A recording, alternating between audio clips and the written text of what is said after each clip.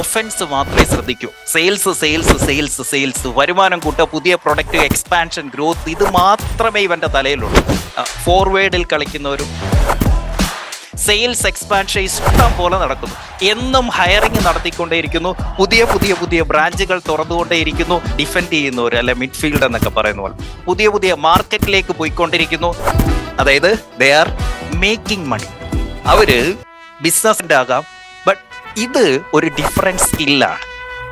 പലപ്പോഴും പുതിയ പുതിയ പ്രൊഡക്റ്റുകൾ ആഡ് ചെയ്യുന്നു, ബ്രാൻഡിങ് വലുതാക്കുന്നു, പൊസിഷനിങ് വലുതാക്കുന്നു. ഇതെല്ലാം എന്ന് പറയുന്ന പോലെ രണ്ട് പേര് വേണം.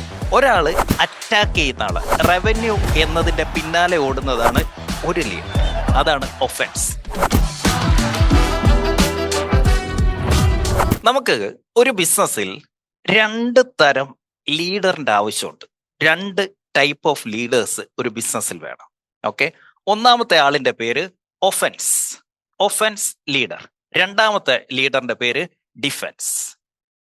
ഒന്ന് ഒഫൻസ്, രണ്ട് ഡിഫൻസ്. നമ്മൾ ഈ ഫുട്ബോളൊക്കെ കളിക്കുമ്പോൾ അത് നമ്മൾ കണ്ടിട്ടില്ലേ, ഫോർവേഡിൽ കളിക്കുന്നവരും അതുകൊണ്ട് ഡിഫെൻഡ് ചെയ്യുന്നവരും, അല്ലെ മിഡ്ഫീൽഡ് എന്നൊക്കെ പറയുന്ന പോലെ രണ്ട് പേര് വേണം.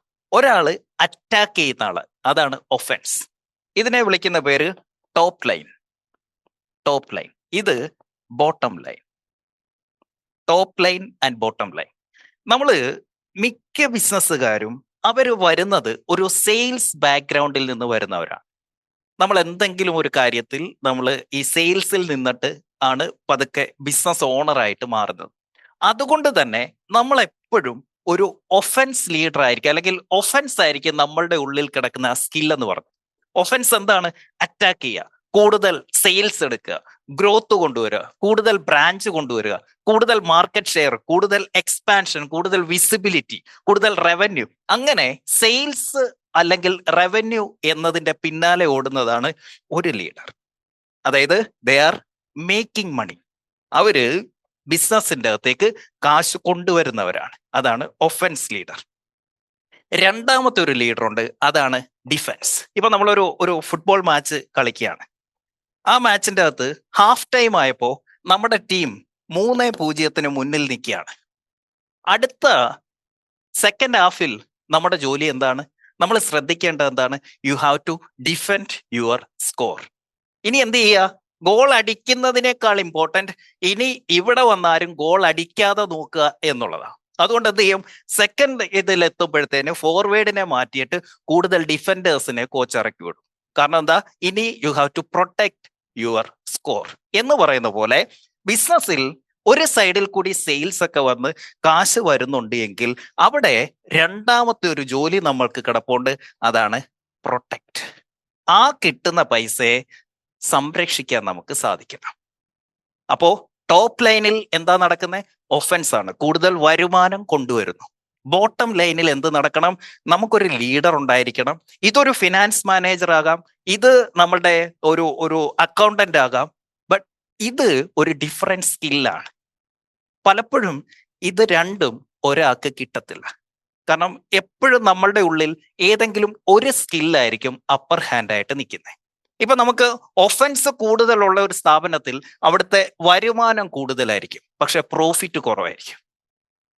ഡിഫൻസ് കൂടുതലുള്ളിടത്ത് സെയിൽസ് കുറവായിരിക്കും, പക്ഷെ നടക്കുന്നതിൻ്റെ അകത്ത് മാക്സിമം പ്രോഫിറ്റ് അവരെടുക്കും.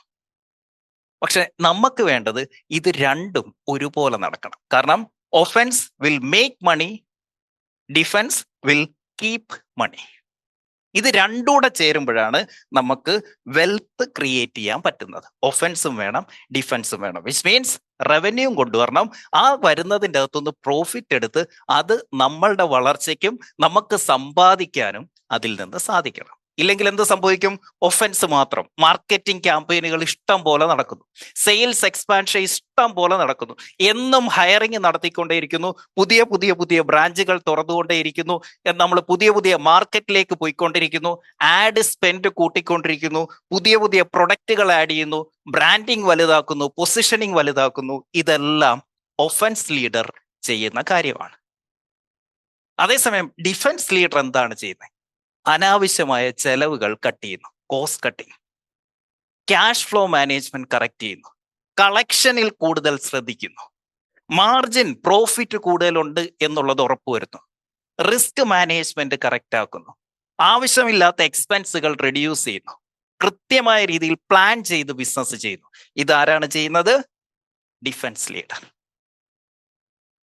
അപ്പോൾ ഒഫൻസ് മാത്രമേ ഉള്ളൂ എങ്കിൽ അവിടെ വരുമാനം കാണും, പക്ഷെ ഒന്നും മെച്ചം കാണത്തില്ല. നമുക്ക് എന്താ വേണ്ടത്? We need both offence plus defence. ഇത് രണ്ടും കൂടെ നമുക്ക് ചേരണം. ഇല്ലെങ്കിൽ സെയിൽ എടുത്തെടുത്തങ്ങ് പോവും, പലപ്പോഴും മെച്ചമൊന്നും കാണത്തില്ല. So top line and bottom line. ഈ വീക്ക് ബിസിനസ്സുകളുടെ, ഇപ്പോ സ്ട്രഗിൾ ചെയ്യുന്ന ബിസിനസ്സുകളുടെ പ്രശ്നം എവിടാന്ന് ചോദിച്ചു കഴിഞ്ഞാൽ, നല്ല സമയത്ത് ഇവരെന്ത് മാത്രമേ ശ്രദ്ധിക്കൂ? ഒഫൻസ് മാത്രമേ ശ്രദ്ധിക്കൂ. സെയിൽസ് സെയിൽസ് സെയിൽസ് സെയിൽസ്, വരുമാനം കൂട്ടുക, പുതിയ പ്രൊഡക്റ്റ്, എക്സ്പാൻഷൻ, ഗ്രോത്ത്, ഇത് മാത്രമേ ഇവന്റെ തലയിലുള്ളൂ. പക്ഷെ ഈ പറഞ്ഞ കൂട്ട് ഒരു ബാഡ് ടൈം വരുന്ന സമയത്ത്, ഒരു പഞ്ഞമാസം വരുന്ന സമയത്ത് അവർക്ക് പാനിക്കായിട്ട് ഡിഫൻസിലേക്ക് ശ്രദ്ധിക്കേണ്ടി വരും. ഒരു സ്ട്രോങ് ബിസിനസ് ചെയ്യേണ്ടത് എന്താന്ന് ചോദിച്ചു കഴിഞ്ഞാൽ, ഡ്യൂറിങ് ഗുഡ് ടൈം, നന്നായി കാര്യങ്ങൾ നടക്കുന്ന സമയത്ത് you have to build defence. നന്നായി ബിസിനസ് പോകുന്ന സമയത്ത് you have to build defence. Struggle ചെയ്യുന്ന സമയത്ത് എക്സിക്യൂട്ട് സ്മാർട്ട് ഒഫൻസ്. സ്മാർട്ടായിട്ടുള്ള ഒഫൻസുകൾ അല്ലെങ്കിൽ സെയിൽസ് റവന്യൂ കൊണ്ടുവരാനായിട്ട് നമ്മൾ ശ്രമിക്കണം.